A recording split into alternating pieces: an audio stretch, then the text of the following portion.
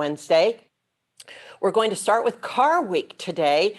Car Week just around the corner. A lot of people already in town for the big events, but behind the scenes, there is a lot going on. It's more than parties and car shows. There's a lot going on behind the scenes with local jurisdictions and law enforcement. And that is why Kelsey Scanlon from our Office of Emergency Services is joining us to talk about the coordination and collaboration that's going on behind the scenes for Car Week. Hi, Kelsey.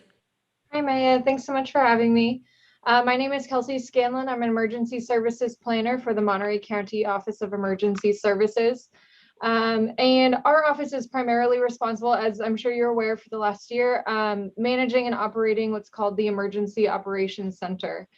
And so part of that is the pre-planned coordination efforts leading up to a known event.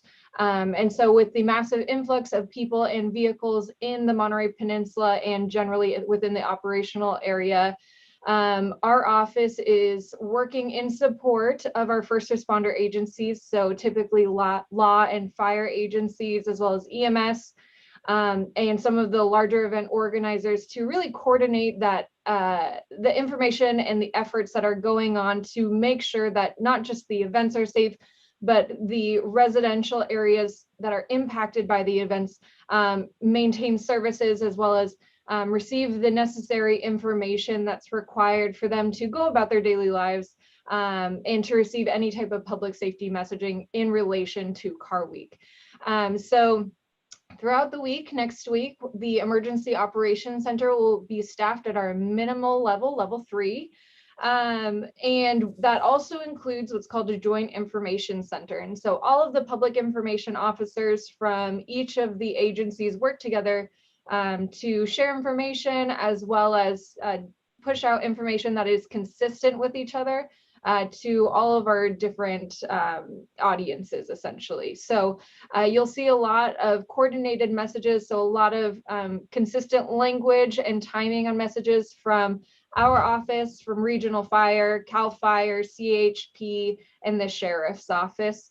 I do want to make a plug for our Car Week Nixle channel. So you can text Car Week, one word, to 888-777 to receive public safety messaging as it pertains to Car Week. So if there are unknown road closures or any type of public safety information that's relevant to any of the events, you can receive a text message about what's going on. So you can, text 888 or text Car Week to 888-777 if you'd like to receive those. Other than that, I don't think I have any other information to provide, Maya. Thank you very much, Kelsey, and I'm hoping you can stay on the call and answer some questions if we have some for you coming up after all of our presenters. Right. Our next topic is going to be the Monterey County employee vaccination topic. As many of you know, last Friday, the Board of Supervisors approved a plan to require employees to get their COVID-19 vaccination or provide an authorized exemption. We've had a lot of questions and we've been trying to provide a lot of answers, and we're very pleased to have our CAO, Charles McKee, on the media briefing today to talk a little bit more about the process and the decision and perhaps answer some common questions. Hi, Charles. Good afternoon, Maya. Thanks for inviting me. And I apologize for not putting my camera on, but I'm driving at the moment. And I'm going to try and stay as safe as possible.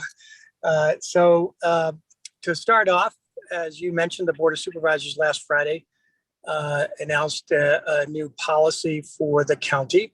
And I just want to briefly describe what that is, and it has several components to it. First off is building off of the health officer and other recommendations throughout the state as well as throughout the nation to not just recommend, but require mask wearing, facial coverings in all county facilities for both employees and the public. So that's really important that we're asking everybody to comply with the directive to have appropriate face coverings when in any county facility. So that's kind of the first piece. The second piece is we're trying to get a good understanding of how many employees are vaccinated at this time. And so the board directed that all employees complete a verification of vaccination status. And there are a couple of ways they can do that. They can do it either through what's called the MC Connect app, which has a way to input your vaccination status and include in there, if you have been vaccinated, the actual certificate, the actual form that you would have received when you had your vaccination. Alternatively, if you don't have that form, there's a way to get that information straight from the state at the CDPH website. And that's an easy way to have quick access to your vaccination status. And with that, as I said, once we have that data, it'll help us identify kind of the level of vaccination compliance within the county. The next piece of the board's policy is to mandate that all employees be vaccinated for against COVID-19. And if you have a reason that is eligible for an exemption, for either a medical exemption or a religious exemption, you can be qualified to not have a vaccine. So there are religious and medical exemptions, and those would allow employees to not have the vaccine, but they have to qualify. It has to be a verifiable exemption. And then finally, the pieces that, all of these pieces go into effect beginning August 16th. However, we know that there's going to be time to implement, because we know that not everybody's going to be able to get their vaccinations that quickly. And we also know that if you have the 2-shot regimen, it would take some time between the first and second shot. So implementation will start on the 16th, but it's at least 30 days out to verify that you've actually been vaccinated. However, for employees, the requirement to show your vaccination status, that begins on August 16th. And so employees need to be ready to do that right then. It doesn't mean that they have to prove they've been vaccinated at that point, but they have to be able to show their vaccination status at that point. So I think I would just like to kind of give a quick background on why the board took these measures. I think it's everybody's aware of obviously the evolution of the coronavirus, the novel coronavirus, COVID-19, that it's something that was unknown in the beginning, and all the ways it might impact us was unknown in the beginning. And a lot has been learned about the novel coronavirus, one of which is that it mutates and we have different variants. And those variants are kind of what's driving things today. And the most recent cause for concern is the Delta variants. And I understand it's more than one variant, Delta variants, and the increased transmissibility of that variant, as well as the impact that it's having on people who are unvaccinated in our population and in our community.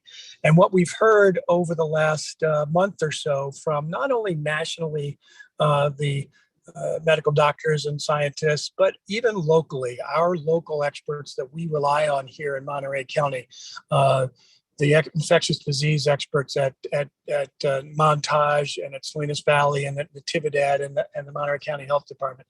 Dr. Radner, Dr. Blum, Dr. Packer, Dr. Walls, Dr. Gray, and Dr. Harris. They've all been talking about the impacts that we're having right now on the unvaccinated and how that even impacts those who have been vaccinated and impacts those people who can't get the vaccine either because they have a medical condition or they're too young, or even if they can get the vaccine, that their immune system won't allow them to create the enough immunities even with the vaccine, that the impact on them is significant. And the best way, these local experts even are saying the best way that we can keep cases down, hospitalizations down, deaths down, is by having as many people get vaccinated as possible. And so they're encouraging people to talk to their own medical provider, their own physicians and doctors, to get some information that is relevant to them personally, to them individually, to understand how the vaccine might be beneficial for them, or maybe it's inappropriate for them. But to have that conversation with your doctor. So all that information was building up and was the impetus for the Board of Supervisors on Friday to say, well, those experts are saying the best thing is for everybody to be vaccinated. And so that's why they last Friday instituted the new policy for everyone to be vaccinated.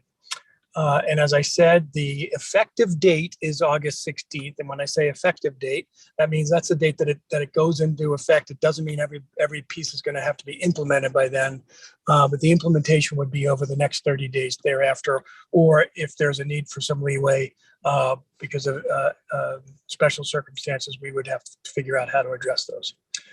So with that, May, I will turn it back to you and be open for questions. Thank you very much, Charles. And now we have Dr. Moreno, our health officer, who's going to give us an update on public health and COVID-19 in Monterey County. Hi, Dr. Moreno. Yeah, good afternoon.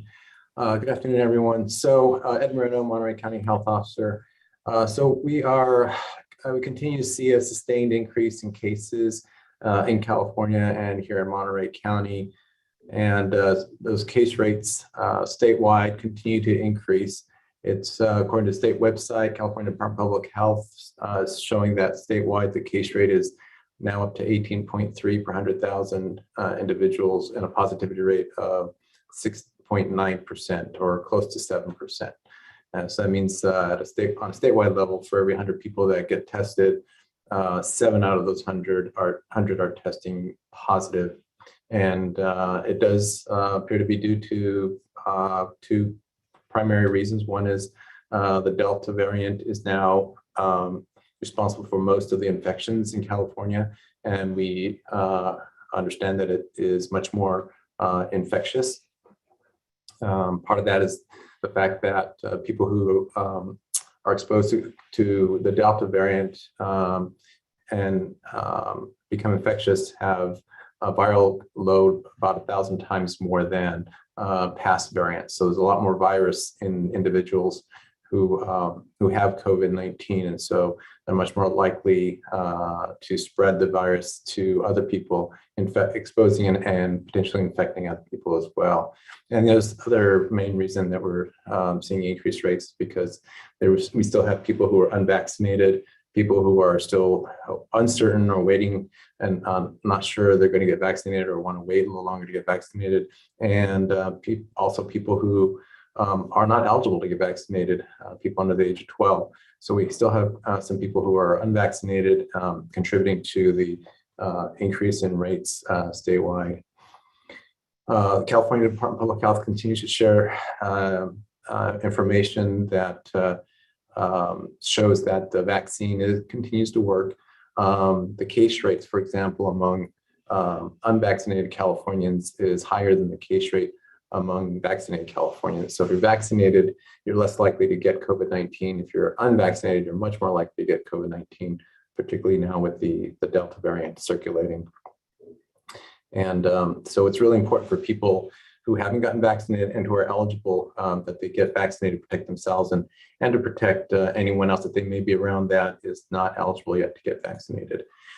Here in Monterey County, the case rate is 5.4 per 100,000. So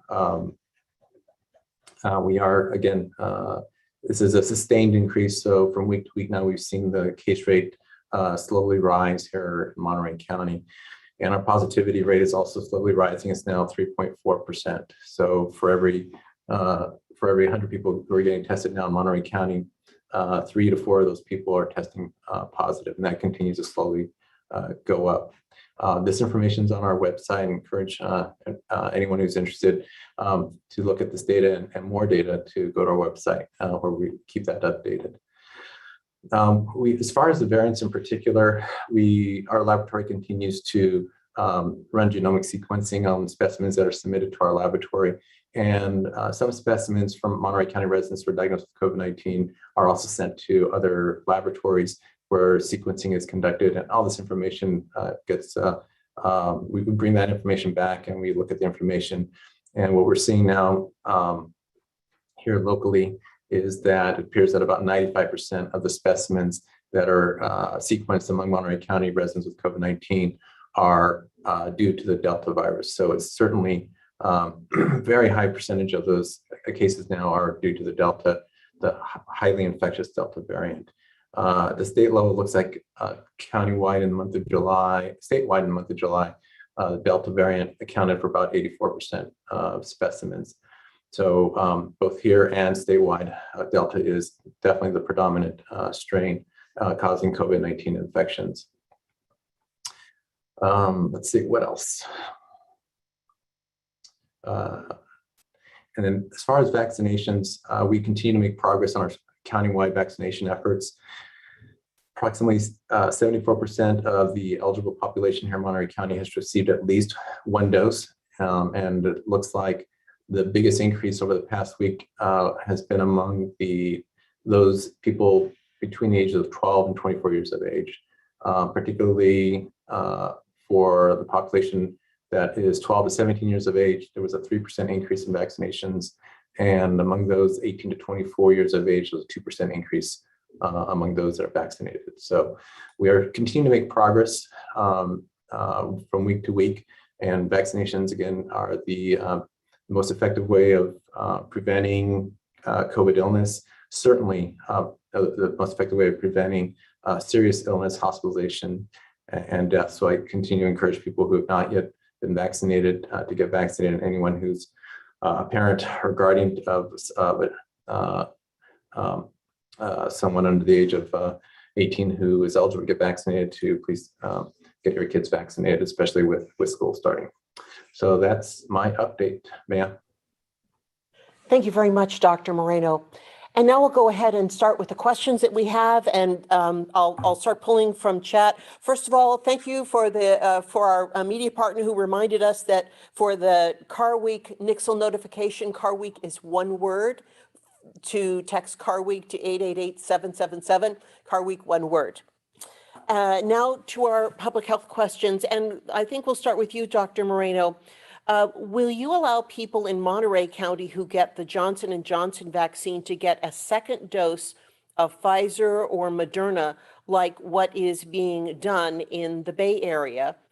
And then just, does the county health have any input on the use of booster shots for any resident who is fully vaccinated at this time? Thanks, Mia. So at this time, our health department is still recommending that vaccine providers and individuals follow the FDA authorization guidance, which still recommends as authorized one dose of the Johnson & Johnson or 2 doses of Moderna or Pfizer vaccine. Thank you. And another question for you. Are there specific consequences? This question is for Charles McKee. Are there specific consequences for those Monterey County employees who refuse to get vaccinated? Thanks, Matt. So as I said earlier, there are exemptions to the new policy on vaccinations for medical conditions and or sincerely held religious beliefs. So those persons would be exempted from having to get the vaccine. Other persons, as I said earlier, the Board of Supervisors just adopted this policy on Friday. And so we as staff are still working through all the implementation pieces of that.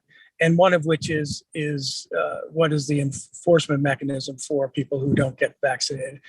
And as with a lot of issues that we deal with as employers, there's not a one size fits all the time. And so we know that there are going to be different circumstances, different facts associated with persons not getting vaccinated or any piece of the board's directive. And so right now we're focusing on trying to get as many people vaccinated as possible. We're trying to work with all the employees in the county, work with our unions, our union partners to try to help protect everyone's health. And so that's our focus at this point. But I would say that as I mentioned earlier, the nuances of each individual situation play a role in how ultimately any enforcement would occur. For example, let's just take the masking mandate. That if somebody comes into work and forgets their mask one day, that's significantly different than someone who does it once a week versus somebody who does that every day. And so, like I said, there are nuances to it, and we're working through how the enforcement pieces of implementation would work. But most importantly, I think, is the focus on trying to get as many people vaccinated as possible. And that's our current focus right now. Right. Thank you very much, Charles. The next question is for Dr. Moreno. Will the health department start releasing data on the number of cases and hospitalizations for vaccinated people versus unvaccinated people? Hey, man. So yeah, good question. So we still have, as we see the increase in case rates, we are seeing an increase in hospitalizations and also deaths. The numbers are still small, so we're still in the process of investigating the circumstances around these. In the meantime, I think what's really important that what people know is that what's being shared by the CDC and California Department of Public Health, and that is that the hospitalizations are primarily among unvaccinated individuals, and deaths are primarily among unvaccinated individuals. So I think that's really an important thing that people need to know in order, especially for those that are still not sure that they're going to get a vaccine. So anyone who's unvaccinated who would like to reduce their chance of being hospitalized and reduce their risk of dying from COVID really should get vaccinated.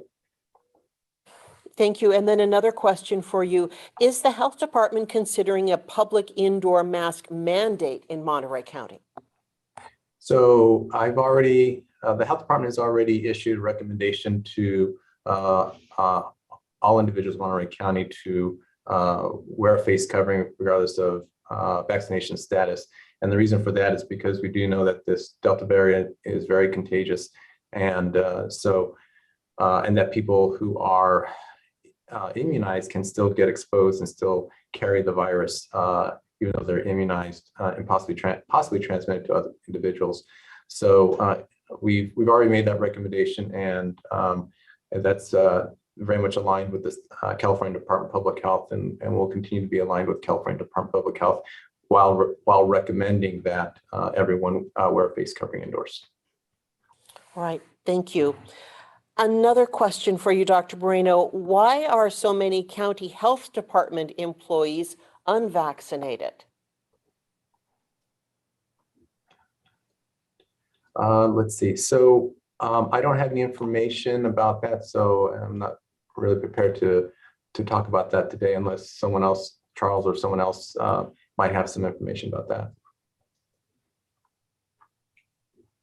I think the point I would make is that I'm not sure we have, like Dr. Moreno said, the full picture of how many people are vaccinated or unvaccinated among the county workforce, and that's a piece of the board's directive from last Friday, is to gather that information. All right, thank you both. Right, next question. I think this one may be for you, Charles. How does the county plan to get union buy-in for the vaccine mandate? As of Monday, union leadership said they weren't part of the discussion for a mandate. And is our county staff talking to union leadership? Thanks, Matt. We're always in discussions with union leadership, and there's more than one union in the county workforce, and we look forward to continuing having productive discussions with them. I think it's important to note that the board, just had the options presented to them last Friday, and took the leadership position of mandating the vaccines and taking other steps to try to keep all employees safe and healthy, and their well-being is kind of the key piece of what the board was trying to accomplish. And I think that we know that our union leaders have that same concern. They want to keep their members healthy and safe. They want to keep them here working in Monterey County. They want to help protect our overall community. And so we're confident that we'll have a good working relationship with the unions to try to implement this policy, because we know it's good for everyone to keep everyone healthy and safe. And the unions are there. They agree with that. And there are challenges with how we have new policies roll out as far as discussions with everybody in the county, and we recognize that, and we look forward to making sure that we can implement this together. I would note that there are other organizations throughout the county and throughout the nation who are also following our lead and mandating vaccines for their employees, whether it's Disney, more statewide, or even nationally, I guess, or Montage Health's CHOMP here locally. They, along with many other private businesses, are looking at the same thing as the county. And I think they're working with their employees and their, if they have unions, their unions too, to make sure that everyone is safe. And I think that looking at that, the effort that everyone's trying to make here, and the wave of people getting on board with how to do it, will be something that the unions will embrace to try to keep everyone safe, and especially their members. All right, thank you, Charles. Another question for you, Dr. Moreno. This is somewhat of a follow-up to the previous question about mask mandate indoors. What is the tipping point to call for a mask mandate indoors in Monterey County? Thanks, Mia. So we'll have to wait and see how things evolve. There's a number of factors in play. There's the case rate, the positivity rate, and we also are still under a state health officer order for face covering. So we'll have to continue to monitor the situation and make decisions as appropriate. Right, thank you. And then one last question for you, Dr. Moreno. Why doesn't the county report the percentage of fully vaccinated persons each week as it does with partially vaccinated? That's a good question. And Ma'am, I probably will take that question to our team, and I'll get back to you, ma'am. All right, thank you. And as soon as we, just for everyone on the call, as soon as we get that, we will share it with you as we do each week. So just another last question coming in, Dr. Moreno. What is the test positivity rate in Monterey County this week? Okay. Sure, ma'am. So our positivity rate in Monterey County is currently 3.4%. Again, that means that for every 100 people tested, 3 to 4 people will test positive, and we have that information on our website. All right, thank you. Any other questions? Thank you, even before I had a chance to call for them. I think this may be for you, Charles. Is there any county message to businesses or restaurants to safeguard people who may visit bars and restaurants after Car Week events? And this could be for Charles, and then Dr. Moreno, you might want to chime in terms of what are we recommending for safety measures for people this week as far as COVID? Yeah, thank you, May. I think, and Dr. Moreno may want to chime in as the expert here, but I think our messages have been similar throughout. Is that there are all the safety recommendations out there, that are not changing in this regard. In other words, if you can avoid crowded indoor settings, you should do so. You should be wearing face coverings as often as possible when you're around other people, especially indoors. If you are, exposed to other people, try to limit the time of that exposure. So those are kind of the key pieces, and we would also urge anybody before they come for Car Week to get tested and get tested before and afterwards.